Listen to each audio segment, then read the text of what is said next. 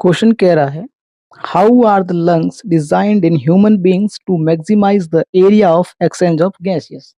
यानी कि क्वेश्चन हमसे पूछ रहा है कि जो ह्यूमन लंग्स होते हैं उनका डिजाइन किस तरह से होता है जिससे कि वो गैसेस एक्सचेंज का एरिया जो है वो मैक्सिमाइज कर सके, यहाँ पर ज्यादा से ज्यादा बढ़ा सके।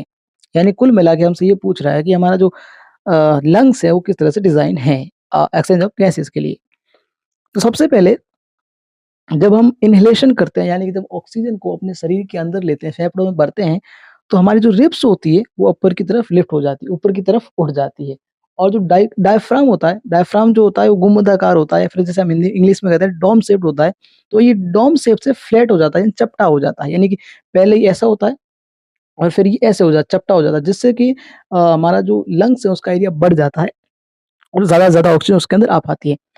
उसके बाद हमारे जो लंग्स हैं, जो उसके अंदर जो है, सॉरी यहाँ जो है ना अपन लंग्स कर लेते हैं, alveoli alveoli present in lungs. यानी कि हमारे लंग्स के अंदर एल्वियोली प्रेजेंट होती है, जिनकी संख्या कम से कम 300 से 350 मिलियन होती है एक लंग्स के अंदर। दोनों लंग्स के अंदर मिलाए तो ये हो जाएगी कम से कम 600 से 700 मिलियन।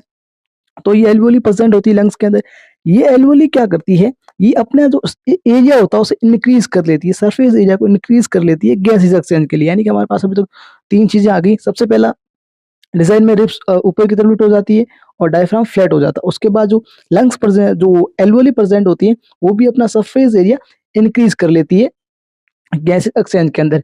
बाद में क्या होता है, बाद में ये जो एल्वियोली है उसके चारों ओर ब्लड कैपिलरीज होती है, और इस ब्लड कैपिलरीज में जो है ऑक्सीजन एल्वियोली से जो ऑक्सीजन जो है by the diffusion blood capillaries में चला जाता है।